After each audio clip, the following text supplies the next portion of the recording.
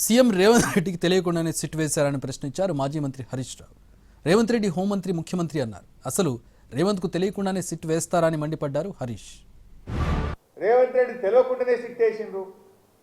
Revanth Reddy home minister, Revanth Reddy ముఖ్యమంత్రి. రేవంత్ రెడ్డి తెలియకుండా sit పడుతుందా?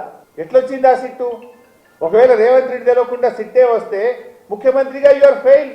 ముఖ్యమంత్రిగా నువ్వు ఫెయిల్. నీకు పాలన మీద పట్టు లేదు, నీకు పరిపాలన మీద పట్టు తప్పింది. నువ్వు ముఖ్యమంత్రిగా పనికిరావు ఆ కుర్చీకి. నీకు తెలియకుండా సిట్ వచ్చింది నిజమే అయితే నువ్వు ముఖ్యమంత్రిగా కుర్చీకి పనికిరావు. You are fail to administer the state. మీరేమన్నా సర్కార్ నడుపుతున్నారా, సర్కస్ నడుపుతున్నారా? ముఖ్యమంత్రి తెలియకుండానే సిట్ వస్తుందా? హైదరాబాద్ సిపి సజ్జనార్ జర్నలిస్టులను బెదిరించారన్నారు మాజీ మంత్రి హరీష్ రావు. మీ రూల్ బుక్ ఏమైందని ప్రశ్నించారు. ఇలాంటివన్నీ మీకు కనిపించడం లేదా అని నిలదీశారు హరీష్. బాగా మాట్లాడినావు కదా, మొన్న జర్నలిస్టులను బెదిరించినావు కదా. ఎమర్జెన్సీ ఉంటే మీరు ఇక్కడ ఉంటారా, నేను మీతో మాట్లాడతానా, మీరంతా జైల్లో ఉంటారని జర్నలిస్టులనే బెదిరించే ధోరణితో మాట్లాడినావు కదా. ఏమైంది నీ రూల్ బుక్?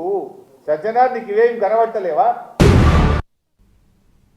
జర్నలిస్టుల మీద సిట్, ప్రతిపక్ష బీఆర్ఎస్ ను వేధించడానికి సిట్ల మీద సిట్లు, కమిషన్లు వేస్తున్నారన్నారు మాజీ మంత్రి హరీష్ రావు. ఖాకీ బుక్ అందరికీ సమానమని డీజీపీ శివధర్ రెడ్డి చెప్తారని, మరి ఆ బుక్ ఇప్పుడేమైందని ప్రశ్నించారు హరీష్. ఏది యాక్షన్, ఏది సిట్? ఏది?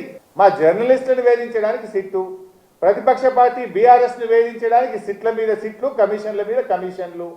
మరి వీటి మీద సిట్లేవి, కమిషన్లేవి? నేను అడుగుతున్నా. ఖాకీ బుక్ అందరికీ సమానమే అని నీతులు చెప్పే డీజీపీ శివధర్ రెడ్డి గారు, మీ ఖాకీ బుక్ కాకెత్తుకపోయిందా? ఎక్కడ పోయింది?